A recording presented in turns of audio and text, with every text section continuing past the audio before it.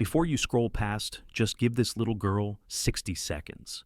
One cop broke her arm. He had no idea who she was. But what happened next changed everything. If you believe in justice, if you believe in truth, this is the story you need to hear. You won't believe how one broken arm shattered an entire system. She was just 9 years old, walking home from art class. A quiet black girl with a sketch pad in one hand and a red apple in the other. She wasn't causing trouble. She wasn't lost, but a cop stopped her anyway. What he did next didn't just leave her in pain, it left the nation in shock.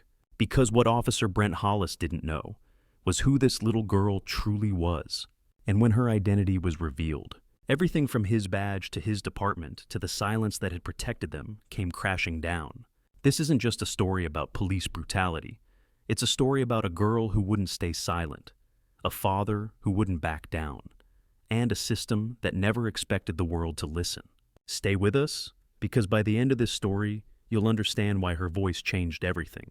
It was a slow-burning Sunday afternoon in Savannah, Georgia, the kind where the air hung thick with stillness, and the golden sunlight filtered lazily through the leaves like a dream refusing to wake. 9-year-old Nia Carter strolled quietly down Whitaker Street, a quiet neighborhood lined with magnolia trees and weathered brick sidewalks. In her left hand, she clutched a red apple that glistened with condensation. Under her right arm, pressed gently against her oversized lavender hoodie, was her prized sketch pad, her final art class project, a vivid crayon drawing of her family at the beach, arms-wide waves crashing behind them, and the words "home" in swirling pink letters across the bottom corner. Her afro was tied back with a faded purple ribbon. She was humming softly the melody from a lullaby her father used to sing something about angels and wings. The community center was just 3 blocks behind her. Her house, painted pale yellow with blue shutters, was 2 blocks ahead. In a world that had not yet cracked, that walk should have been safe. But in America, even sunshine could cast a racist shadow. As she passed the corner near Elm and 33rd, a black and white patrol cruiser rolled to a slow, almost predatory crawl beside her. The window creaked down. Behind the wheel sat Officer Brent Hollis, late 40s, square jaw, mirrored sunglasses, and the smug confidence of a man who had never been challenged. His voice, when it came, was like gravel dipped in vinegar. "You lost, sweetheart?" he asked. But the word sweetheart dripped with something bitter and condescending. Nia stopped, confused but polite, just like her Aunt Jasmine had taught her. "No, sir. I live right there," she said, pointing to a row of townhomes just down the block. Hollis narrowed his eyes. "ID," he barked. Nia blinked. "I'm 9, she replied innocently, almost apologetically. "I don't have an ID yet." The door of the cruiser swung open with force. His boots thudded heavily against the pavement. He stood tall, rigid, and suddenly too close. Nia instinctively took a step back. "Where's your parent?" he asked sharply. "At home," she said softly, starting to feel a weight in her chest. "I just came from art class." She held up her sketch pad. The apple rolled slightly in her hand. "Don't get smart," he snapped. Then, without warning, he lunged forward and grabbed her wrist. Nia yelped, startled, the sketch pad falling to the sidewalk, pages fluttering open like wings caught in the wind. "Please," she whimpered, trying to pull away. "Let go." But Officer Hollis wasn't done. His grip tightened. "You got a smart mouth for a little brat," he muttered under his breath.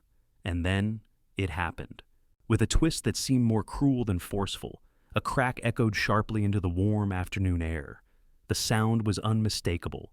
It was the kind of sound that silenced birds. That snap shattered more than just bone. It shattered innocence, safety, and everything Nia thought she understood about the people meant to protect her.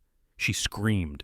Her knees buckled. She collapsed onto the sidewalk, cradling her limp, broken arm, now grotesquely bent at an unnatural angle. "I didn't do anything," she sobbed through heaving breaths. Hollis stood over her, his chest rising and falling, like a man who had just won a confrontation. "That's what happens when you don't listen," he growled.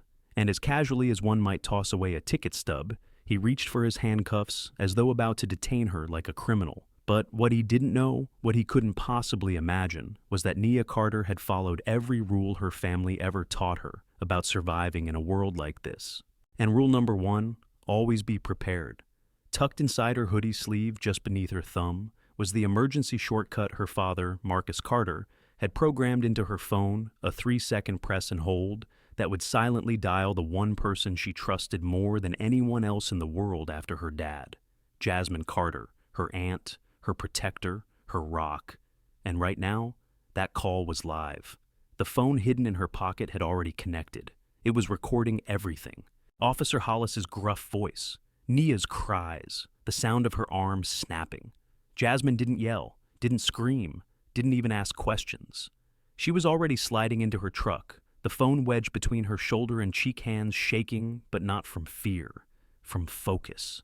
"Hold on, baby," she whispered, pressing the pedal to the floor. Her tires screeched out of her driveway as she roared down the street toward Wilmington General Hospital. "Hold on." 2 miles away, Nia lay trembling in the back of an ambulance. The EMTs didn't know what had happened, just that a child had been left at the curb like discarded trash. Her eyes darted around. Her breaths were shallow. Her good hand clutched the phone so tightly the screen cracked. But the call was still live, still recording. Inside the emergency room, the nurse on duty gasped at the angle of Nia's arm. "What happened to her?" she asked. Police dropped her off. One EMT replied. Didn't give a name, just drove off. The nurse frowned. Which precinct didn't say. Jasmine's voice was still on the line, still listening, still burning. Across town, Marcus Carter was just wrapping a fight choreography shoot when he saw 18 missed calls from Jasmine, 1 from the hospital, 2 from a blocked number. When he finally picked up, her voice was clipped. "She's hurt." Who he asked already sensing it. Nia? She didn't say more. She didn't need to. The world had just shifted. Marcus sat down the weight of a fighter who'd never lost, but now felt winded from a single name. How bad, he asked. He broke her arm. Jasmine said, the fury in her voice coiled like a viper. There was silence on the line. "Then find him," Marcus said. "I'll be there before midnight." Jasmine's knuckles turned white as she turned the corner onto the hospital driveway. She didn't wait for valet. She didn't wait for protocol. Nia Carter, 9 years old. Brought in with a broken arm, she snapped at the nurse. "I'm her emergency contact." The nurse hesitated. Jasmine slammed her ID down on the desk. "Room 6. The nurse stammered. Jasmine sprinted. She opened the door and froze. Nia lay small and curled on the hospital bed, an IV in one arm, a temporary brace on the other. Her cheeks were soaked, her eyes swollen. But when they met Jasmine's, she let out a gasp and began crying harder. "He just grabbed me," she whimpered. "I told him who I was. I told him my daddy's name." Jasmine dropped to her knees. "You told him," she asked. "I told him I was Marcus Carter's daughter." And then something inside Jasmine broke, not the way Nia's arm had, but deeper, more permanent. "He laughed," Nia whispered. Jasmine stood slowly, her breath shallow. This wasn't fear, she said. This was hate. She reached into her pocket, opened the audio file, and pressed play. The room filled with the sounds of injustice, a child's whimpering, a man's aggressive voice, and the sharp, echoing crack that would soon shake an entire nation. And that was just the beginning. Jasmine stood in the sterile humming quiet of room 6 with the audio still playing on repeat every second, igniting something deeper than rage, a cold, focused fury sharpened by discipline and memory. She had heard cries on the battlefield, had led teams through gunfire and chaos, but nothing pierced her like the sound of her niece's arm being broken, followed by that desperate, confused plea. "I didn't do anything." Nurses outside the room had stopped what they were doing. One covered her mouth. Another whispered to a colleague, "My God." It wasn't just the brutality of it. It was the casual tone of the cop, like hurting a child. Wasn't just normal, it was justified. Jasmine's fingers tightened around her phone. No more silence. No more second chances. She stepped out of the room, walked straight to the intake supervisor, and demanded the dispatch logs from the past 2 hours. The clerk hesitated, mumbled about protocol until Jasmine leaned forward and said, "Either give me what I need or explain to the press why a 9-year-old girl with a shattered arm was dumped at your curb like garbage." 10 minutes later, she had at unit 479C license plate timestamp and route path. No officer name, but she didn't need one. She had friends. Jasmine called Lieutenant Renna, a quiet ally in the Savannah Police Department's Internal Oversight Division. "I need you to trace Unit 4 to 79C 30 minutes ago, near Elm and 33rd. Someone used that patrol car to harm a child. I have audio. I want a name." Renna didn't ask questions. She trusted Jasmine. 30 minutes later, her phone buzzed. A message, no text, just a photo. Officer Brent Hollis, badge number 41672. Jasmine stared at the image, his smirk in the ID photo, almost smug untouched, but what caught her eye was the field in red at the bottom off-duty. Unauthorized use of vehicle. He wasn't even working. He'd taken a patrol car for a joyride and assaulted a child during it. She clenched her jaw. This man wasn't just dangerous. He was protected. The city had buried 3 past complaints against him: excessive force, racial profiling, intimidation of minors, all marked unsubstantiated. Jasmine whispered to herself, "Not this time." She paced the waiting area, opened her encrypted server access, and uploaded the recording of Nia's attack to a secure whistleblower network. In seconds, a copy was stored on 7 different mirrors. She also encrypted a copy and sent it to Marcus. She wasn't going to wait for internal affairs to decide what mattered. She would decide. Meanwhile, across the country in Los Angeles, Marcus Carter stood in a makeshift locker room on a studio, set hands pressed to the cold concrete wall, eyes closed. He had watched the entire audio clip in waveform, memorizing every second of his daughter's pain. He didn't punch walls. He didn't yell. He just stood there, his fists curling with perfect symmetry, every nerve alert. A man walked in, his agent saw his face, and walked right back out. By the time Marcus boarded the red-eye to Georgia, Jasmine was already driving toward Benny's Grill. She had confirmed it. Through a friend in dispatch, Hollis ate there every Sunday, same time, same booth like clockwork. She parked across the street and watched through the windshield. At 6:17 p.m., he appeared laughing loudly as he slid into his favorite booth, flirted with the waitress, and scrolled through his phone without a care in the world. Jasmine got out of the car and walked slowly, deliberately into the diner. The bell above the door chimed softly. Conversations dimmed. Her boots echoed on the tile. Hollis looked up, annoyed by the interruption. "Can I help you?" he said, half a smirk on his face. Jasmine didn't respond. She pulled out her phone, tapped play, and slid it onto the table. Nia's voice filled the diner. "Please stop. That hurts. I didn't do anything." And then came the crack. The entire room froze. Forks hovered midair. A baby somewhere in the back let out a confused wail. Hollis paled. His mouth twitched. "Where did you get that?" he asked. Jasmine leaned in. "You know who that little girl is." He blinked, unsure whether to lie or play dumb. "Doesn't matter," she resisted. "She's Marcus Carter's daughter," Jasmine said flatly. "And I'm Jasmine Carter," Hollis swallowed. The smirk evaporated. "You threatening me?" he asked. Jasmine leaned closer. "If I were threatening you, you'd already be on the floor." She slid a napkin across the table with handwriting that read, "Room 6, Savannah General. 9 years old, broken arm, audio, witnesses, internal affairs." Then softer. "By the time my brother gets here, you'll be lucky to still have a badge. Walk away now, because the next time we meet, it'll be in front of a judge." She turned and left. Her phone buzzed again. It was Marcus. "Plane's landed," he said. "Where is he?" "I just left him," Jasmine replied. "He knows?" "Good," Marcus said. "Don't let this city go quiet. Not again." That night, Jasmine uploaded the audio publicly, anonymously, through whistleblower platforms and civil rights media networks. It was raw, unedited, terrifying. The clip spread like a spark to dry brush. By dawn, it had been viewed over 400,000 times, reposted by celebrities, activists, lawyers.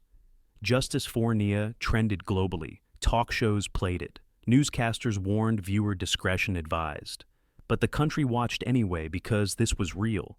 A little girl had begged for mercy and been broken by someone sworn to protect her.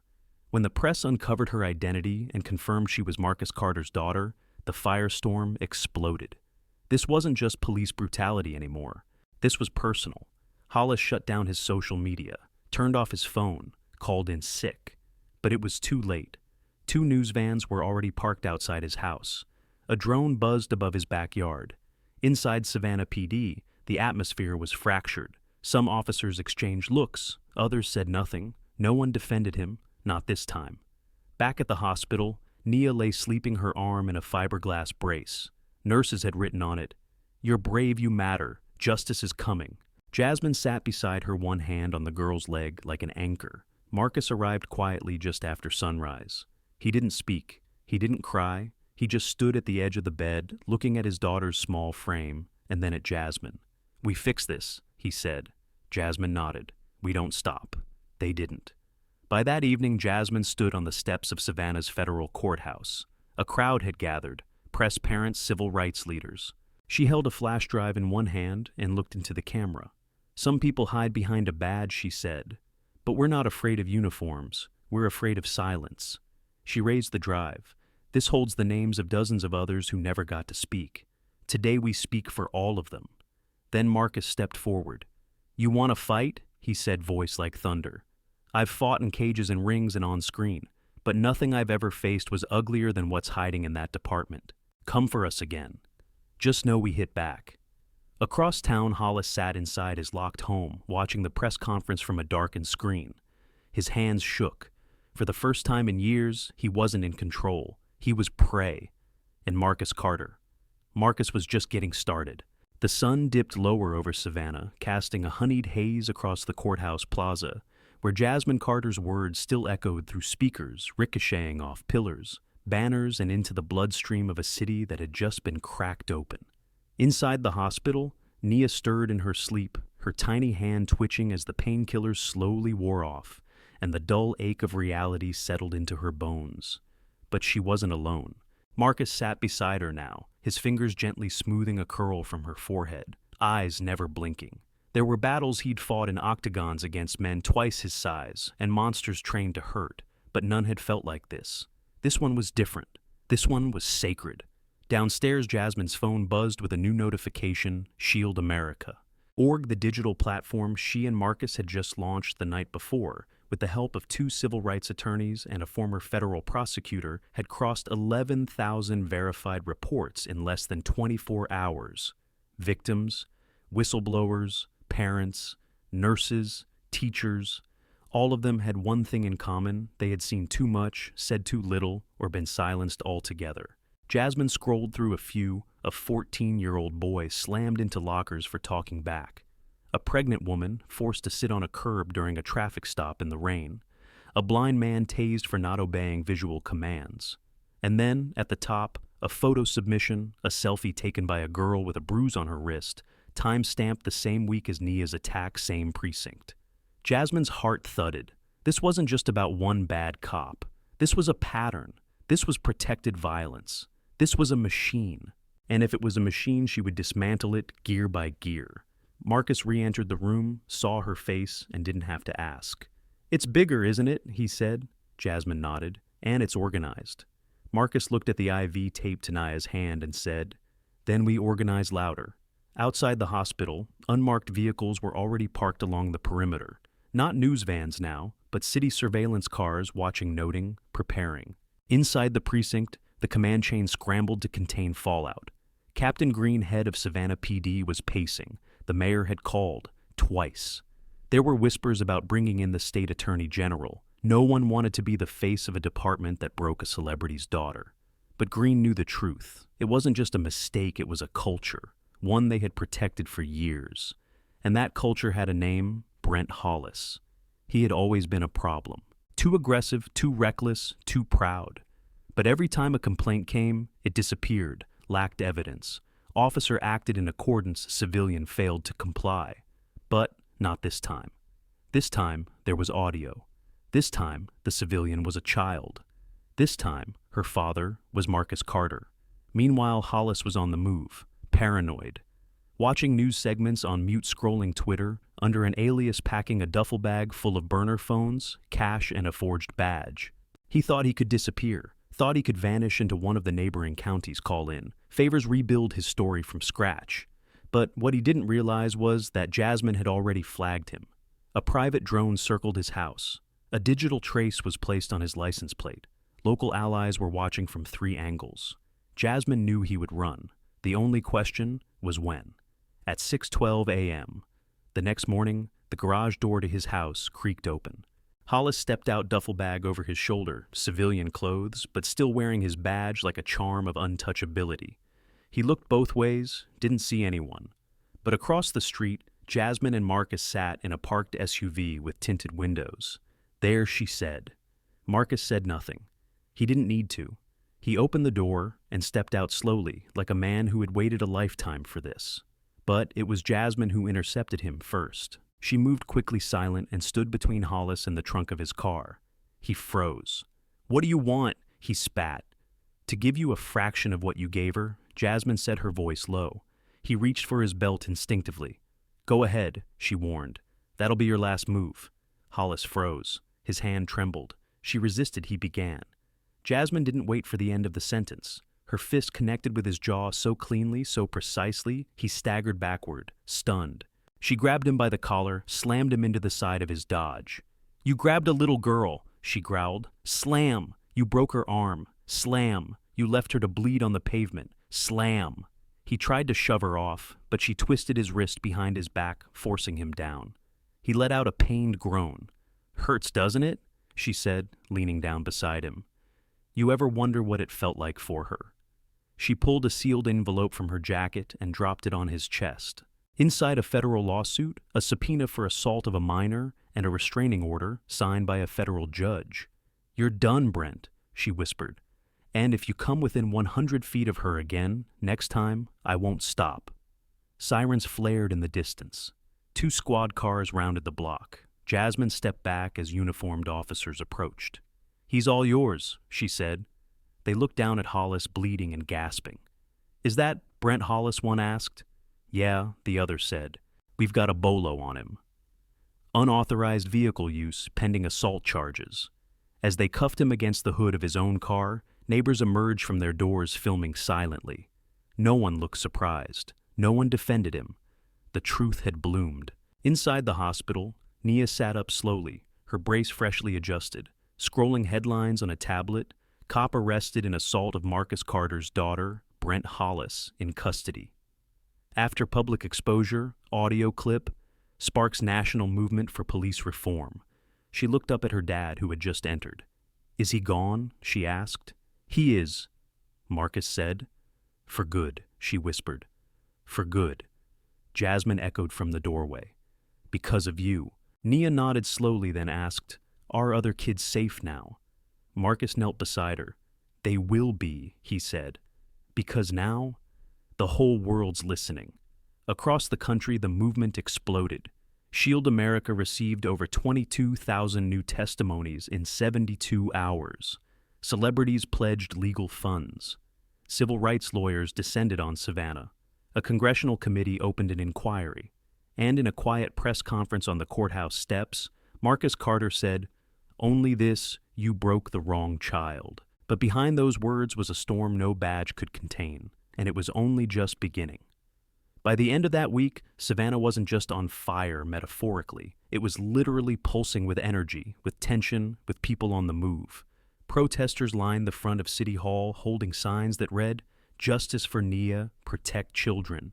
Not power and silence is violence." What had begun as a single girl's injury had become a fracture line, slicing through the illusion of safety in America's justice system. But inside Savannah General, where the air still smelled faintly of antiseptic and quiet prayers, Nia sat up in bed, with her brace resting across her lap, watching footage of her own father speaking on national television.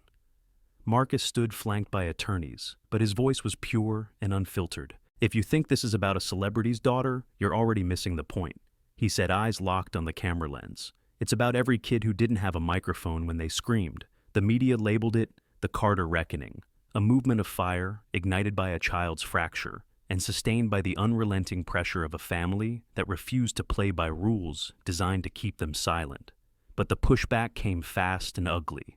Anonymous threats arrived in Shield America's inbox. One email read, "Back off," or next time, she won't just have a broken arm. Marcus and Jasmine tightened security. Nia was relocated to a secure residential wing inside a partner hospital, guarded by ex-military personnel Marcus had worked with during his training camps. No visitor entered without biometric verification. Jasmine barely slept, combing through whistleblower reports, tracking patterns identifying precincts with overlapping abuse. She was no longer just a protective aunt. She was a systems analyst, a commander of digital resistance, and behind her calm gaze was the precision of a soldier at war. Marcus, meanwhile, took a different approach. He started appearing unannounced at town halls, walking into school board meetings, joining parents at midnight planning sessions. He didn't raise his voice. He didn't need to. His presence alone, quiet and sharpened, said, "Enough, I'm not here to perform. I'm here to dismantle." They didn't wait for justice to trickle down. They demanded it to rise. But behind the scenes, the city's powers were mobilizing. Captain Green, under pressure from higher-ups, was coordinating a media spin. An internal document later leaked revealed efforts to paint Jasmine as volatile, overly emotional, and unsuitable for legal leadership. They pulled old footage from her service in the military, cropped a moment where she slammed a man into a wall during an arrest overseas. Headlines began swirling. Is Jasmine Carter a hero or a threat? Marcus saw it first. They're flipping the narrative, he told her, tossing the tabloid across the table. Jasmine didn't blink. They're scared, she said simply, because we're louder than they ever expected. Then came the arrests, not of the abusers, but of Shield America volunteers. On a Tuesday morning, 2 organizers in Atlanta were detained without warrant, accused of interference in ongoing investigations. A journalist who had posted drone footage of Hollis's arrest was subpoenaed. Their website was hit by a DDoS attack so large it knocked out their servers for 3 hours, disrupting over 38,000 active submissions.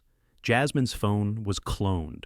Private texts between her and Naya were edited and leaked, painting her as unstable. Marcus held an emergency press briefing. Standing in front of a backdrop that read, "We are SHIELD," he addressed the smear campaign directly. "They want to make us villains because they can't control us," he said, voice steady. "But we don't back down. Not when our kids are at stake." That afternoon, Jasmine received a package, no return address, no label. Inside was a flash drive and a printed note. "You're not the only one watching." Against her better judgment, she loaded the drive on a secured device. It contained drone footage of Nia's new hospital wing. The angle was chilling. Someone had flown a drone over their secure zone and zoomed in on her niece's window. Jasmine's hands trembled. "They're not coming after us anymore," she whispered. "They're coming after her." Within hours, Nia was moved again, this time to a remote property in the Georgia mountains, once used as a private rehab center, now repurposed into a fortress. Marcus personally oversaw the installation of facial recognition, gates, underground panic shelters, and encrypted communication lines. He trained the staff himself. Jasmine coordinated a private security team composed of former Secret Service and cyber experts. Shield America headquarters was relocated to a mobile operations unit, an armored RV with satellite uplinks and surveillance drones. It was no longer just activism, it was defense. It was war. And through it all, Nia, small, resilient, too young to bear this weight, kept drawing. She filled pages with images of girls standing tall of bruises, healing of badges cracking in half under the weight of truth. One sketch showed herself holding a megaphone, surrounded by silhouettes. Beneath it, "We're not small when we speak together." Jasmine framed that one. That same week at a press event in D.C., the Department of Justice announced a federal investigation into 3 states' coordinated suppression of police abuse complaints, citing Shield America's data as a critical source of citizen-led documentation. It was an unprecedented move. Suddenly, the fight wasn't just Savannah's, it was national. But then came the blow they didn't expect. Jasmine was taken. At 6:03 a.m., as she stepped out for her morning run, an unmarked gray sedan skidded to a stop. 3 men in plain clothes exited one, flashing a badge. "Jasmine Carter, you're being detained for obstruction and interference with law enforcement. No warrant, no explanation, no Miranda rights." They shoved her into the vehicle. A neighbor filmed the scene from their porch. Within 20 minutes, the footage was online. Within 30, Marcus had it. "They took her," he said to his lawyer. "They're testing how far we'll let this go." He made one call to the U.S. Civil Rights Division and another to a contact at the FBI. By 8:00 a.m., Marcus stood outside the downtown holding facility with 2 attorneys and a federal liaison. He didn't shout, he just waited.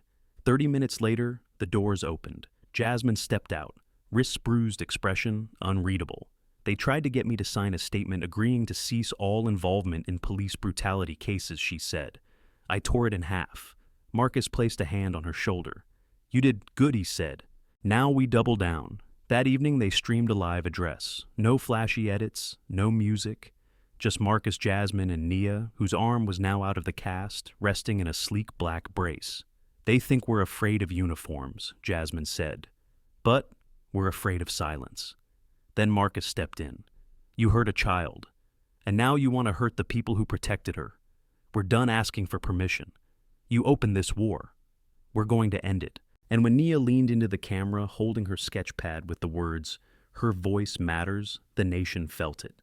Not as a campaign, not as a trend, but as the beginning of a reckoning, one they couldn't erase, one they couldn't outspin, one they couldn't silence. The moment the live broadcast ended, the digital sky crackled with electricity, as if every device in America vibrated at once, and the signal pulsed outward in concentric rings of outrage, hope, and defiance. Within minutes, the hashtag was her voice matters outpaced every entertainment headline, and in less than an hour, Shield America's secure servers groaned under the weight of 65,000 new uploads, body cam clips mysteriously lost, hospital intake photos never filed, school hall surveillance showing knees in children's backs, and heart-splitting voice memos that began with, "I never thought anyone would listen." Each file a ember thrown onto the growing bonfire Jasmine and Marcus had sworn to stoke until the night sky glowed with truth. Yet even as ordinary people found their courage, the machine they threatened lunged back with calculated venom.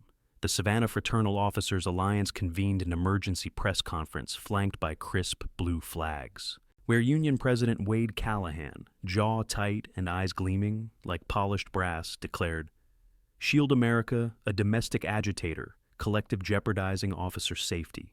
Brandishing selectively edited footage of Jasmine's overseas arrest, a 10-second clip cropped to erase the bomb-strapped hostage she had saved, while pundits on midnight panels parroted the phrase vigilante warfare, until the syllables lost all tether to meaning. Across the ocean, tabloids dredged up Marcus's earliest cage fights, splashing grainy images of blood-matted gloves beneath headlines that screamed, "MMA Mauler leads, a mob against police." But every smear fell dull when laid beside the crystalline terror of Naya's broken gasp, and the public, sharper than legacy gatekeepers expected, saw the stitches of manipulation. Nonetheless, the backlash took tangible shape. Shield's Atlanta data hub was raided at 3 a.m. by men in unmarked armor who carried no warrant and left no chain of custody log, seizing 7 servers and arresting a sleep-deprived systems analyst whose only crime was compiling statistics. Hours later, 5 states issued cease and desist letters threatening felony charges if SHIELD volunteers continued collecting privileged law enforcement materials, while a shadow network of burner accounts flooded every Carter-related post, with doxing coordinates and cryptic warnings about unfinished business up in the mountains, thinly veiled threats against Naya. Amid this swirl, Jasmine operated with surgical calm, running ops from the armored RV she now called the Ark, mapping each legal strike onto a digital wall where red lines radiated like spider veins from precinct to courtroom to lobbying firm, revealing a spine of influence named Project Blue Sentinel, a multi-million-dollar initiative quietly funded by police union PACs and corporate security contractors to crush civilian oversight bills. Marcus, meanwhile, amplified stories rather than defensiveness. He invited a mother from Baton Rouge whose autistic son was pepper-sprayed for flapping his hands, a Marine veteran from Des Moines, falsely arrested for furtive movements, and a retired principal from Newark who still kept the t-shirt she'd worn when an officer slammed her to the sidewalk for shielding a student. Each testimony filmed unscripted in a bare white room, lit with a single soft lamp, and streamed nightly to millions hungry for unvarnished reality. Donations surged, lawyers volunteered pro bono, and a coalition of data scientists offered to replicate every seized server, threefold, across encrypted global nodes, effectively rendering Blue Sentinel's confiscations moot. But progress bred desperation. On a storm-soaked Thursday, a convoy of 6 police cruisers executed a compliance inspection at SHIELD's temporary headquarters in Savannah Tech Park, blocking exits while plainclothes detectives waved subpoenas that contained glaring typos, as Jasmine pointed out on livestream. Her phone held aloft with a dry steadiness that belied the adrenaline ringing her ears. And when an officer tried to swat the device away, the world watched his badge number in 10 million pixel clarity. Within 90 minutes, the governor's office flooded with calls ordered the cruisers withdrawn, inadvertently validating S.H.I.E.L.D.'s claim of intimidation. Yet the most chilling blow struck that night. An anonymous courier delivered a manila envelope to the Ark, inside of which lay a single Polaroid, Nia's latest drawing torn in half. Its paper edges singed the phrase, "Voice." This scrawled in marker across the cracked crayons. Marcus's pulse hammered a war drum. He could neither out-train nor out-think, but Jasmine's eyes hardened into volcanic glass. There would be no retreat. First she looped in the DOJ task force lead, presenting evidence of interstate harassment. Then she authorized the release of the Atlas Report, a 312-page compilation cross-referencing S.H.I.E.L.D. uploads with PAC donations, civil suit payouts, and sealed arbitration clauses. It proved that in 5 years, Blue Sentinel affiliates had funneled $87 million into silencing brutality complaints and relocating problematic officers to new jurisdictions. The document detonated across media ecosystems, prompting a bipartisan Senate hearing schedule and wiping Callahan's smug grin from every network. But exposure alone did not guarantee safety. 2 nights later, a transformer feeding the Ark exploded in a shower of sparks, plunging the mountain compound into darkness. Ex-SEALs swept perimeter searchlights while a backup generator roared awake, and in the chaos, Nia, jolted from sleep, whispered to Jasmine, "Why are they so afraid of me?" Jasmine knelt, heartbreaking at the innocence behind the question, and answered, "Because your truth is louder than all their lies together." The next morning, Marcus secured a covert meeting with 3 moderate senators aboard an empty boxing gym he owned in D.C. In the ring where he once chased belts, he now laid out glove-scarred knuckles atop briefing binders, arguing for a nationwide community accountability bill, mandating third-party review boards with subpoena power. Cameras captured him, later emerging into sunlight with bipartisan hands on his shoulders, and pundits admitted grudgingly that the proposal had momentum. Yet, Blue Sentinel was not done. They leaked falsified texts suggesting Marcus coached Nia to lie for fame. But digital forensics shredded the forgery within hours. Next, they produced an eyewitness who swore Nia had swung first until footage surfaced of that same man cashing a consultancy check from Sentinel's PR firm. Each gambit collapsed under the weight of crowdsourced scrutiny, and S.H.I.E.L.D.'s ranks only swelled. Amid the siege, Jasmine uncovered a dossier naming Detective Kyle Richter liaison between Sentinel and rogue cops. Mastermind behind the drone at Nia's window, she fed the intel to a sympathetic U.S. Marshal Task Force. At dawn, Richter's cabin outside Macon was raided, yielding hard drives packed with drone footage of dozens of activist homes. The arrest triggered a rolling confession. Richter flipped, detailing a hierarchy that led straight back to Captain Green Callahan and a network of officials trading political favors for hush money. Green resigned within 24 hours. Callahan lawyered up, and Savannah PD announced an emergency town hall to restore community trust. Marcus, invited but unmuzzled, walked on stage carrying Nia's repaired drawing, enlarged onto poster board, the megaphone girl, radiant again the phrase, "Her voice matters," unmarred. He turned the poster toward the crowd of officers, citizens, and cameras and said, "This is the future looking at us. Ask yourself if you're ready to explain your silence to her." The auditorium fell into a taut, breathless hush, broken only when an officer in the 3rd row removed his cap, placed it on the floor, and began to clap. Slow, unsure, but soon joined by others until the room echoed with applause that sounded less like celebration and more like surrender. Outside, beneath flickering streetlights, Jasmine checked her encrypted feed. The Senate hearing date on the Atlas Report was confirmed. S.H.I.E.L.D. uploads topped 120,000, and somewhere inside the hospital wing, Nia traced new lines on fresh paper sketching. Not a badge splitting in half, now but a bridge arching across a river of broken crayons toward a skyline lit by microphones, as if even her 9-year-old heart sensed that bridges mattered more than barricades. Night settled gently over Savannah, but the movement did not sleep. Servers whirred testimonies uploaded in the dark and high above the city. Drones flew quieter than cicadas recording, ensuring that never again would the silence go unchallenged. Because what Brent Hollis broke that day was more than a child's arm. He fractured a nation's tolerance for hidden brutality, and the crack he opened was being filled not with fear, but with the unstoppable resolve of voices once ignored, now harmonizing into a roar that no badge, no smear, no shadow pact could drown. The morning after the town hall felt eerily still, like the eye of a hurricane had parked itself over Savannah.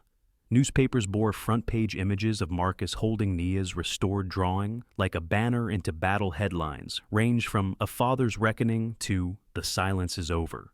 But behind the newsprint and television flashes deeper. Forces were shifting. Shield America's inbox overflowed with confidential documents from insiders, internal chats between officers mocking victims, scanned memos revealing racial quotas for traffic stops, even one chilling email string with the subject line, "We need another distraction." Jasmine reviewed them all from inside the Ark, her eyes dry but her chest taut with the weight of quiet fury. Marcus had always known the fight would grow darker before the dawn, but nothing prepared him for the folder. Jasmine slid across the table that day. Inside were case files on 15 children from various cities across Georgia, all under the age of 13, each injured or intimidated by officers under Blue Sentinel's jurisdiction. None of the incidents publicly recorded, and worst of all, 6 of the officers had been transferred from precincts under federal review without public notice or disciplinary action. It wasn't coincidence, it was a relay system of unaccountability, a Shadowrunner network of shifting blame, and now they had proof. "It's bigger than Hollis," Jasmine said softly, her voice like the sound of a hammer being drawn back. He wasn't rogue, he was a prototype. Marcus didn't respond immediately. He just stared at the list of names, so many children with soft eyes and shattered trust. And he knew what had to happen next. Within 72 hours, they called for a national summit. Not a conference, not a protest, but a reckoning held on the grounds of an abandoned Air Force hangar outside Atlanta that volunteers transformed into a staging ground for truth banners hung from the ceiling with phrases like, "Protect before you serve," and "Children are not collateral." A digital map projected real-time testimonies by zip code, and in the center of it all stood an elevated glass stage with one podium, one light, and no logos. The day it began, more than 6 Izu people filled the hangar and its surrounding fields, but the world was watching through a live stream that broke a platform record in the first 15 minutes over 3. 2 million live viewers, some from countries Jasmine and Marcus had never even visited, all tuned in to witness what came next. The first speaker wasn't a celebrity or politician. It was a trembling 11-year-old girl named Malaya from Macon, who stepped up to the mic, lifted her shirt sleeve, and showed the bruise that had never made the news. He said, "I was loud," she whispered, "but I was just laughing." No one clapped when she finished. They stood instead in stunned, reverent silence. One by one, the stories kept coming. A teenage boy wrongfully held at gunpoint for dropping a candy wrapper. A mother whose 8-year-old was pinned for asking to use a bathroom. A school principal who'd been asked to falsify surveillance logs after an officer slammed a first grader into a bookshelf. Each testimony, another fracture in the mask of policing. As usual, then Jasmine took the stage not with notes or slogans, but with the full weight of someone who had bled for a country now wounding its own children.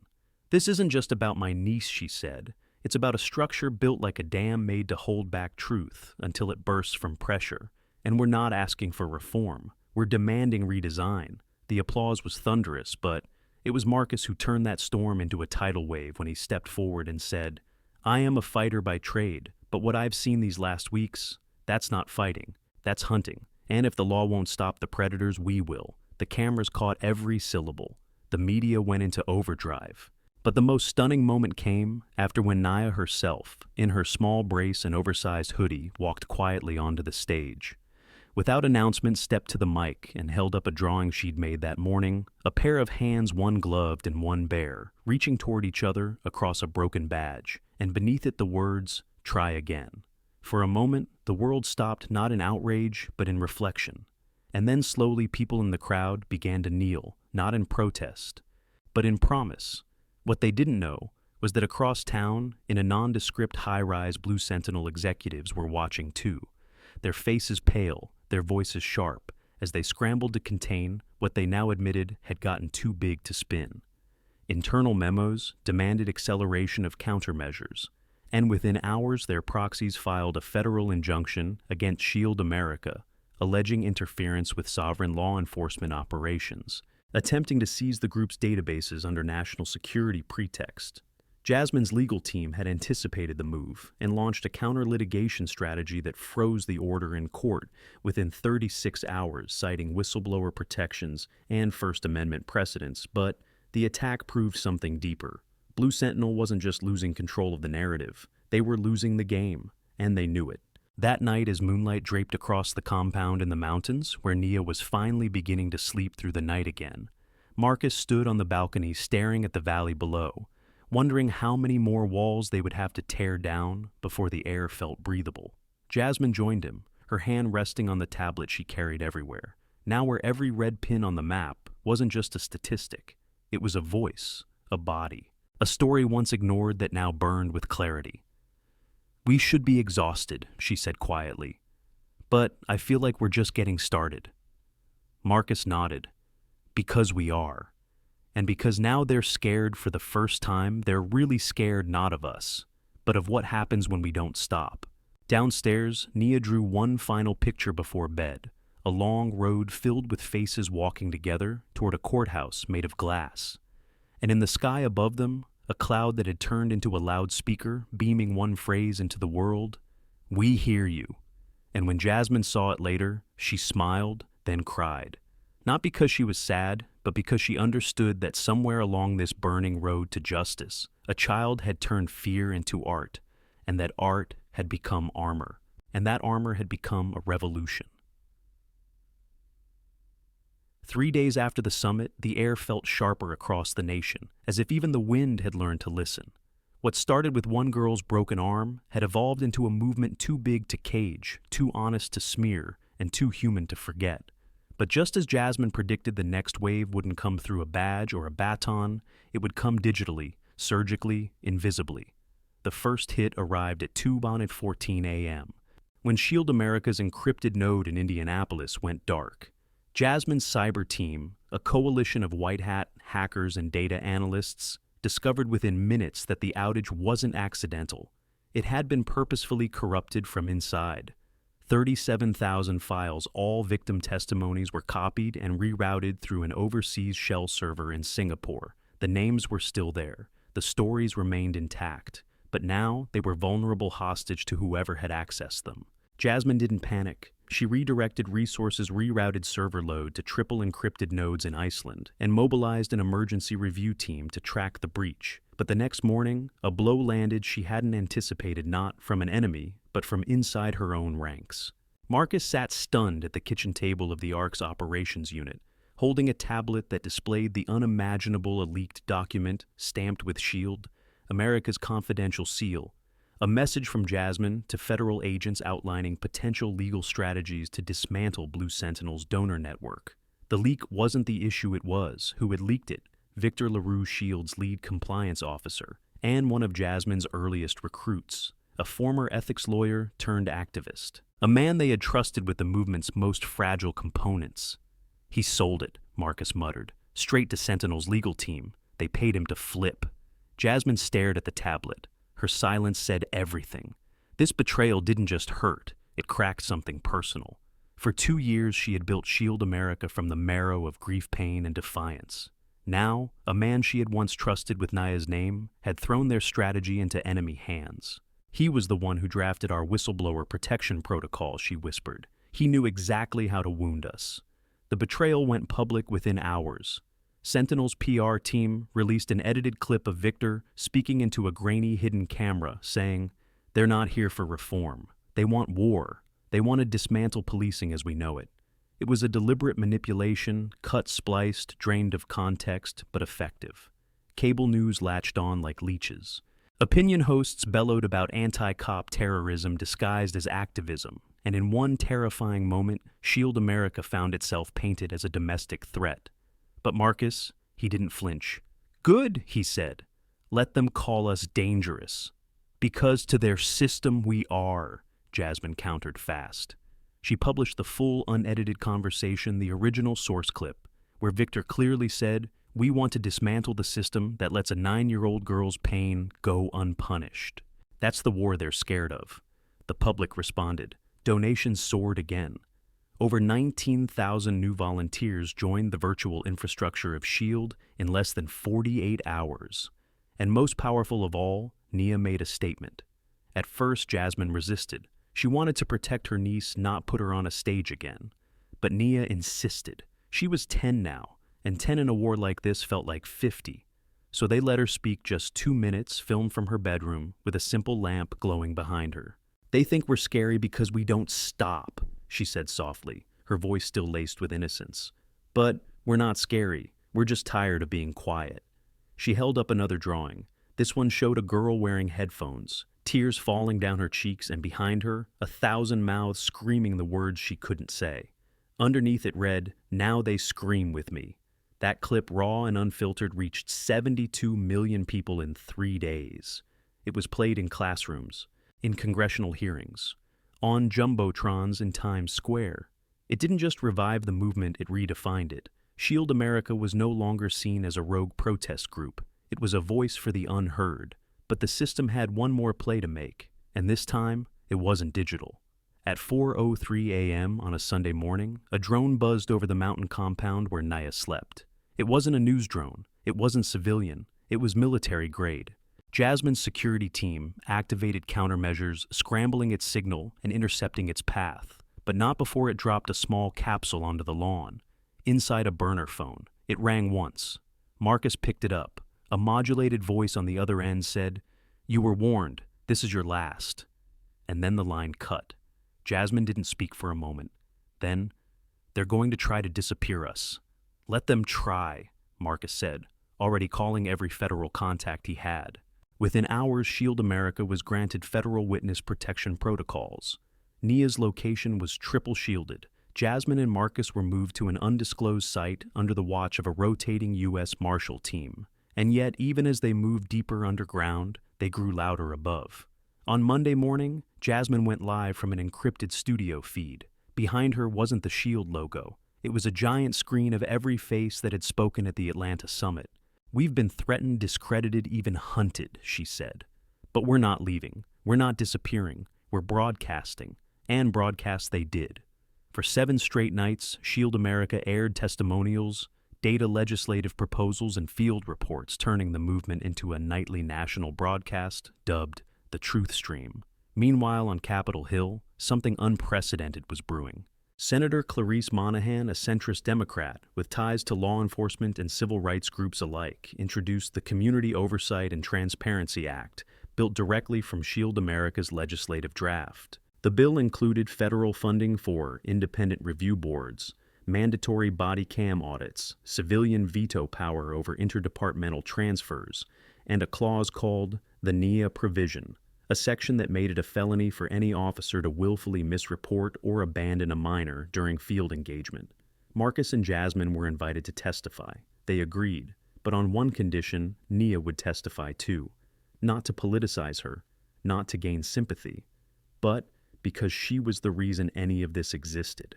The hearing room was standing room only. Cameras flashed. Politicians braced themselves.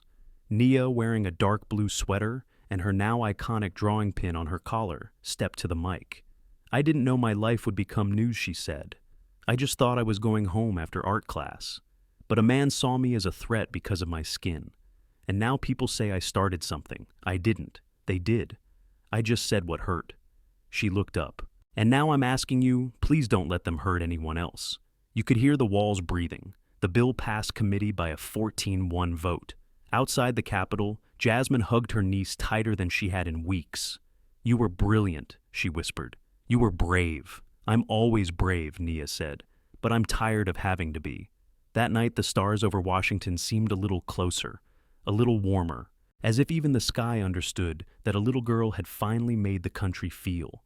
And with that, the next phase of the movement began, not with rage, but with rebuilding, not with vengeance, but with vigilance. Because in a nation that had tried so hard to ignore its bruised children, Nia Carter made them impossible to unsee.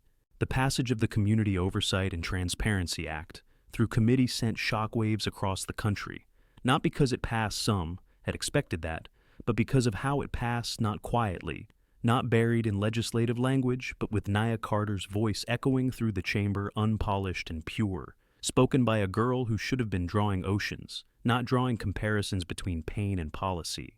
But as the bill moved toward a full Senate vote, resistance exploded like a fire ignited under oil. The National Fraternal Order of Police, along with over 300 police unions across the country, issued a coordinated 72-hour media blitz branding the bill a weapon against first responders and describing Shield America as a civilian militia cloaked in victimhood. By the time Jasmine opened her inbox the next morning, more than 2,000 hate messages had arrived, including one that simply read, "Nia's voice will go silent again soon. Watch." Marcus intercepted that one. His hands trembled not with fear, but with restraint. "They keep trying to break her," he said, "because they know they can't control her." Jasmine wasn't rattled. She'd been in gunfire. She'd cleared villages with nothing but instinct and a compass. But the moment that followed the trap was something even she didn't see coming. It began with an invitation from someone she hadn't heard from in 12 years, Captain Elijah Cross, her former commanding officer from the U.S. Army 131st Rapid Extraction Unit. The message was simple: "I know where it leads. Meet me in D.C. alone. Trust no one." At first she thought it was fake, a setup. But Cross had been off-grid since retiring. No social media, no interviews, no leaked papers. And he'd known details no one else could: her unit's extraction code from Coast, the name of the medic they lost in Kandahar, even the number of steps from the comm tent to the helipad they'd used for evac. He was real. And if he was reaching out now, it meant something inside the system was boiling. Jasmine flew to D.C. alone under a pseudonym, tucked into a rented SUV with government tags. She met Cross in a garage beneath a shuttered post office. He looked thinner, older, but his eyes were still the same, a relentless clarity. "I've been following what you're doing," he said. "And I've been following who's watching you." Jasmine tensed. "What did you find?" Cross slid a file across the hood of the car. Inside were documents stamped Sovereign Tactic 7, a classified law enforcement operations protocol drafted in the wake of 9/11, expanded through private military contractors, and currently being reactivated under the justification of public disorder prevention. Translation: they were preparing to treat Shield America as a domestic insurgency. "They're going to use it as an excuse," Cross said. "If they declare you a decentralized threat, they can take out your comms, detain your team, freeze your accounts without trial." And Jasmine's stomach didn't twist. It hardened. "Why now?" she asked. Cross looked at her. "Because your niece didn't just survive." She lit a signal fire, and now the whole forest's awake. She flew back to Savannah that night, in silence, the city lights below, glowing like embers, and knew what had to happen. Shield America would no longer rely on good faith. It was time to evolve from a movement into an infrastructure. The next morning, Jasmine and Marcus announced Project Sentry Shield, America's next phase, an autonomous open-source civic oversight network, hosted across decentralized nodes, powered by blockchain identity verification, volunteer peer review, and AI pattern recognition that flagged misconduct patterns based on uploaded citizen reports and law enforcement logs. It was accountability that didn't ask for permission. It didn't knock. It logged time-stamped and broadcast. "You can't outlaw air," Jasmine said. And this will be the air around them now. Tech activists celebrated it. Civil rights attorneys called it revolutionary. But on Capitol Hill, the backlash was immediate. A coalition of senators, spearheaded by Senator Royce Tallman of Kentucky, called for an emergency audit of Shield America's funding, publicly accusing them of running a paramilitary surveillance operation with foreign tech backers. Jasmine responded the same way she always did, with truth. She released all financial records, all funding trails, every line item live, transparent, untouchable. But Tallman wasn't finished. That night, a video leaked. It showed Marcus alone, shouting at a police officer near a protest barricade weeks earlier. His voice was raised. His face was furious. The media twisted it into celebrity fighter threatens law enforcement. What they didn't include, the context. Marcus had been trying to stop a child from being pepper sprayed. The child had asthma. Marcus had stood between them. The cop had grabbed his shoulder. That's when the shouting started. When Jasmine saw the clip on a news banner, looped over and over without sound, she didn't call their press team. She called Nia. And Nia, still just and still, with that unshaken core, looked at the video, then at Jasmine and said, They cut out the part where Daddy was protecting someone. Jasmine smiled softly. They always do. But then Nia said something Jasmine didn't expect. We should show them everything. Everything, all of it. Not just when we cry, but when we fight too. When we hold each other. When we fix things. So, they know we're real. That night, Shield America released a full-length mini-documentary, produced in less than 24 hours raw and unscripted, called The Truth Uncut.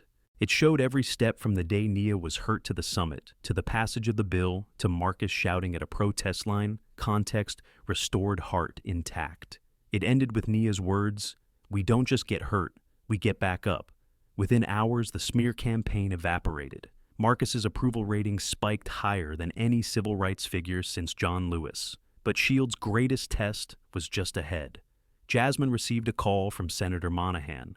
The final vote was near, and word had leaked that 5 senators who had promised to support the bill were now wavering. Why? Because law enforcement unions had threatened to pull federal funding from their districts. The act could die. Everything they had built could stall on the edge of a procedural knife. Marcus and Jasmine sat together that night in the RV, the stars flickering outside like eyes watching. "Do we compromise?" Marcus asked. "Tone it down? Pull the AI delay?" "Sentry." Jasmine didn't answer right away. Then, what does Nia think they called her? She was sitting on her bunk drawing as always. "I think if they're scared of something that makes people safer, they weren't protecting us to begin with," she said. Jasmine felt her throat tighten. "Then we don't compromise," Marcus said. "Not now, not ever." And with that, they activated the final phase. A national address. No networks, no filters. Just truth. Just a girl who refused to be forgotten. And a nation that could no longer look away. The morning of the Senate vote arrived, not with chaos, but with a strange suspended stillness, as if the country itself had paused its breath, waiting to see whether the system it had built could still hear a child's voice. At exactly 9:00 a.m., all major news networks cut to live coverage. The Community Oversight and Transparency Act, rebranded by journalists as the NIA Bill, was now the most closely watched piece of legislation in recent American history. Outside Capitol Hill, the steps were blanketed in crowds, educators, parents, veterans, students, pastors, survivors, many holding posters of Nia's sketch, the broken badge, the megaphone girl, the simple phrase, "Her voice matters." Inside the Capitol Rotunda, Jasmine walked with Marcus at her side. Both were dressed simply, no glamour, no entourage. Jasmine's hair pulled back tight, a charcoal blazer over a navy shirt. Marcus wore the same black jacket he had worn when he carried Nia out of the hospital that first night. As they entered the gallery, the press swarmed, shouts rang out, flashes burst, questions flew, but they said nothing. Their silence was a scalpel, sharp-focused, undeniable. The chamber filled slowly. One by one, senators took their seats. Many stole glances toward the gallery, not at Marcus, not even at Jasmine, but at the quiet figure seated between them. Nia Carter, just 10 years old, her hair in a simple braid, her left hand resting gently on a sketch pad in her lap. No words, no signs, just presence. And presence was enough. On the floor, Senator Clarice Monahan stood. "Mr. President," she began, her voice steady, but waited. "I rise today not for debate, but for remembrance. We remember the sound of a child crying not in rebellion, but in pain. We remember a father who was told to stay silent, a sister who fought to make truth visible. We remember because we must, and now we choose whether we correct our path or defend our blindness." The chamber hushed as the roll call began. A voice rang out, "Senator Abernathy, nay. Senator Chang, aye." One by one, the names echoed across marbled columns and news feeds. Somewhere in Montana, a mother watching from a community center clutched her own daughter's hand. In a crowded Detroit classroom, students huddled around a single laptop.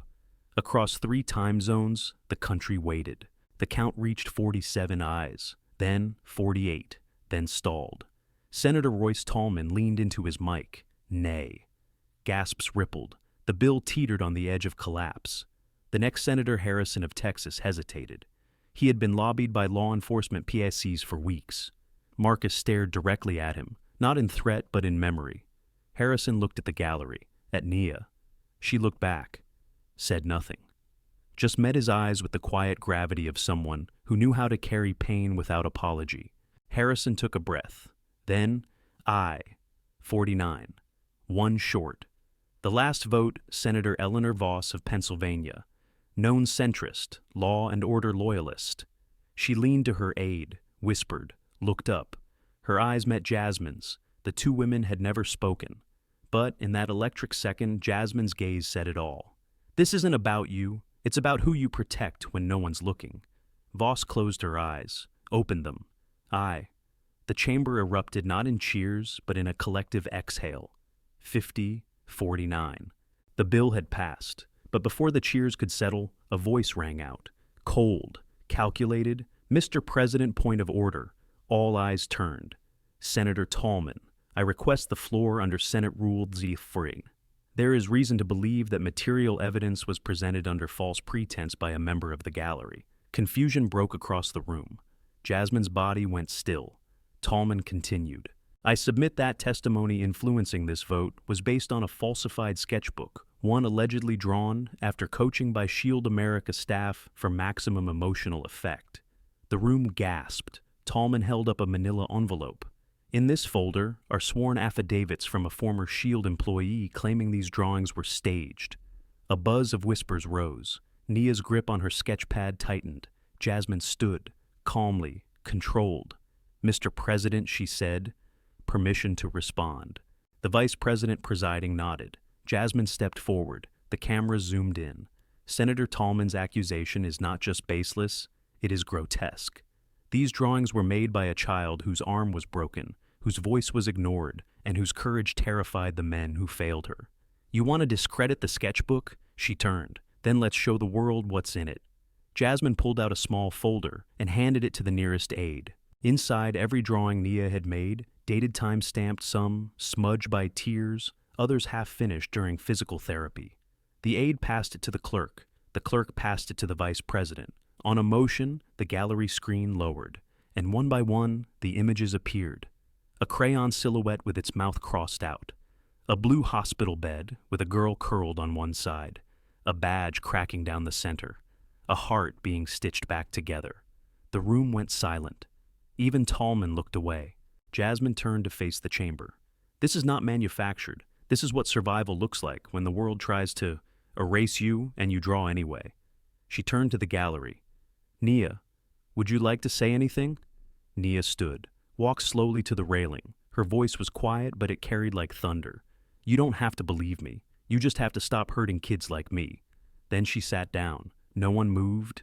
The vice president cleared his throat. The motion to invalidate the vote is denied. Applause erupted not in celebration, but in validation. The smear had failed. Truth had stood its ground. Outside crowds cheered. Church bells rang in 3 cities. And across the nation, children who had never been heard before whispered 3 words for the first time. She saved me.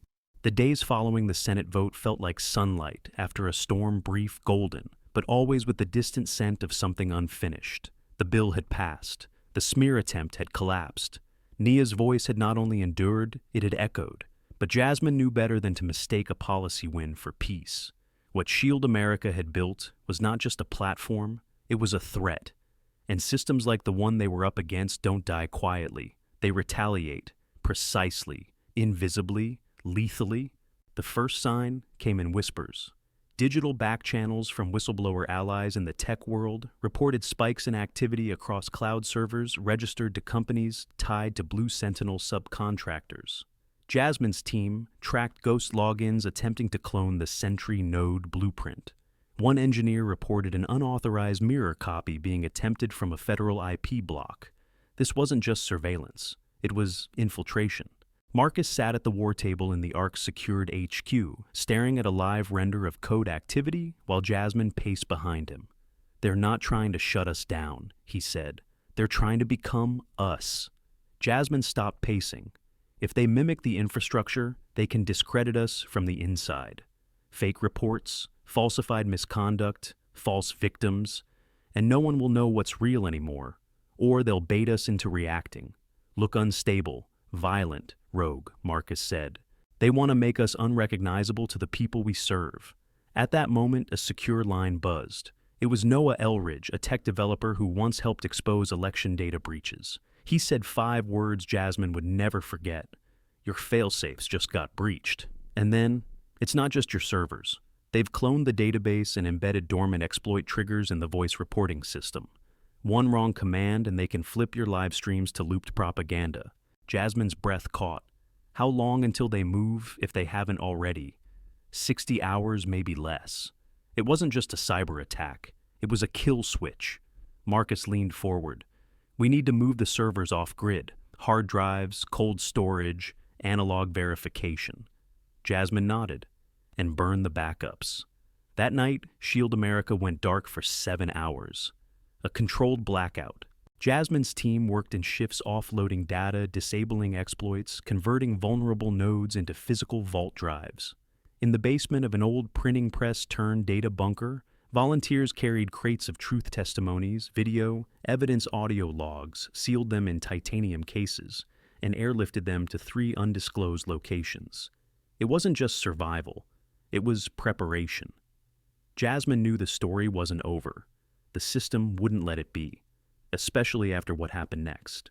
At 3:19 a.m., Nia awoke in the safe house to a strange flicker outside her window. It wasn't movement. It was light a-pulse. She crept to the blinds and peeked through.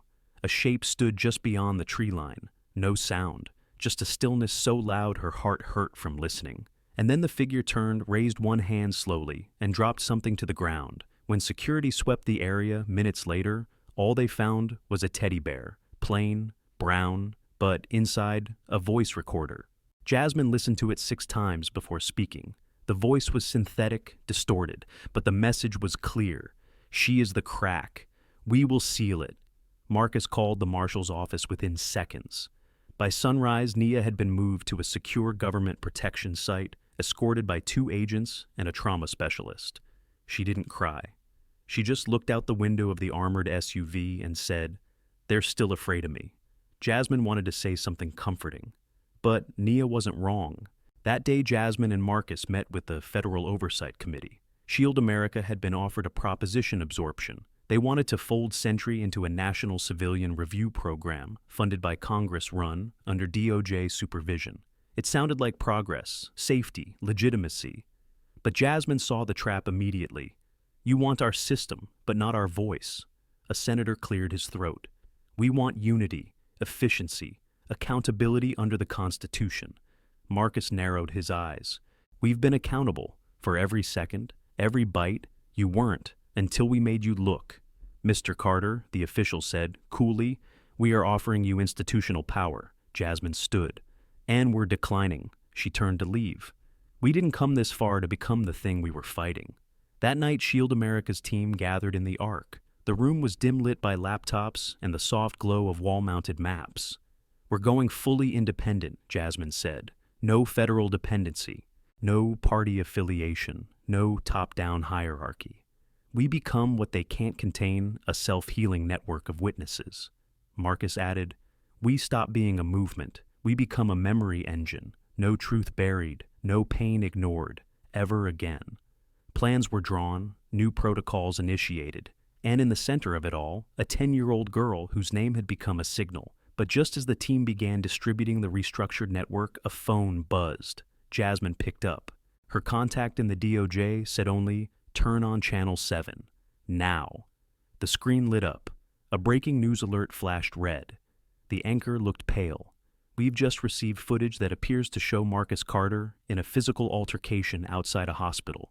Early reports say a man involved was critically injured. Authorities are investigating. Jasmine's blood ran cold. She turned to Marcus. This never happened. They're deep-faking me, he whispered. They're launching their final play. Within minutes, the clip flooded the internet, a manipulated video of Marcus shoving an orderly into a wall, the angle shaky, the quality deliberately bad, the implication clear, violent, unhinged, dangerous. Jasmine moved fast. She deployed their visual forensics team. Within 90 minutes, they confirmed the footage was artificially rendered stitched from earlier interviews and false timestamps. But by then, 2 networks had already played it. This is it, Jasmine said. They're not trying to discredit you anymore. They're trying to erase you. The next morning, Nia sent them a message. It was short, but it changed everything. She said, "If they're trying to silence you, maybe it's time I speak again. Not as a victim, as a witness." Jasmine and Marcus looked at each other. Jasmine nodded slowly. "Then we give her the platform. But this time, we do it our way." And so began preparations for what would become the most watched live stream in American history, A Child's Truth. Unfiltered, undeniable, broadcasted live to the world. The day they set the live stream was not chosen for spectacle, it was chosen for meaning. Exactly 1 year since Nia Carter had walked home from art class and been thrown to the pavement by a man in uniform, a man who saw her skin before he saw her age, who heard her silence and feared it more than any scream. Now, 12 months later, she would speak. Not because she owed the world anything, but because the world had tried everything to silence her and failed. The broadcast was called One Voice. No sponsors, no network backing, no politicians. Just an unfiltered stream hosted on Shield America's own decentralized servers, translated in real time into 38 languages and simulcast across over 6,200 schools, libraries, community centers, and digital billboards worldwide. Jasmine sat beside the control booth, eyes fixed, headset in place. Marcus paced behind the stage, his hands clenched, his jaw tight, not out of fear, but reverence. He had fought opponents in steel cages in courts in the shadows. But this fight, the one his daughter had chosen, was something greater. It was unarmored, unrelenting, and unrepeatable. At 6:01 p.m., the countdown hit 0. The feed went live. The screen showed only one image, a wide-angle frame of a small stage, a single wooden stool, and a girl in a simple sky blue dress with a silver pin on her collar, her own drawing of the girl with the megaphone. Nia Carter stepped into frame. No music, no fanfare, just silence. And then she began. "My name is Nia Carter. I'm 10 years old. 1 year ago, a man who was supposed to protect people broke my arm. He didn't ask me my name. He didn't listen when I said I lived on that street. He didn't stop when I cried. He just hurt me and left me." Her voice didn't shake. It didn't climb. It carried. "I didn't know what activism meant. I just wanted to know why no one stopped him. Why people kept saying, 'She's so brave,' but not saying, 'Why did this happen?'" Her fingers touched the edge of her brace, still worn like a quiet badge of memory. "I'm not brave all the time. Sometimes I'm scared. Sometimes I draw because I don't know how to explain what it feels like to be 10 and know what it means when people cross the street away from you, or when teachers look surprised that you're good at something, or when grown men flinch when you speak too loud."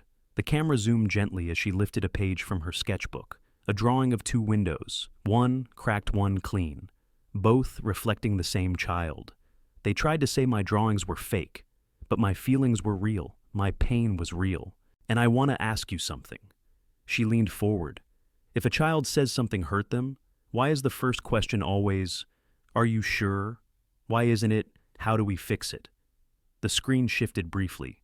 Clips of other children, now some speaking in sign language, others holding drawings, some in wheelchairs, one blind boy holding a voice recorder. Nia's voice returned. "I'm not just speaking for me, I'm speaking for the kids who were told they were too angry, or too loud, or too much. Even for the ones who didn't get to speak at all, for the ones who still can't sleep." She looked directly into the lens. "I want a world where being safe isn't a privilege, where grown-ups don't just say, 'We see you' on posters, but actually mean it." A pause, then a breath. "They tried to stop my voice, but the thing about voices is, they echo." She tapped the silver pin, and echoes get louder when more people listen. With that, she stepped back. A quiet beat passed. Then Jasmine walked into frame. She didn't hug Nia. She stood beside her, a soldier at attention, a guardian beside the storm. "We have been threatened, attacked, discredited, and hunted," Jasmine said. "They tried to fake our faces, to bury our servers, to smear our hearts. But we are still here, not because we are the loudest, but because we are the truest." She turned to Nia. "And if they fear your voice, it's because they know its power." The screen cut to black. A single phrase faded in her voice. "Our future." The world erupted. Within 2 hours, the live stream had surpassed 200 million views, presidents commented.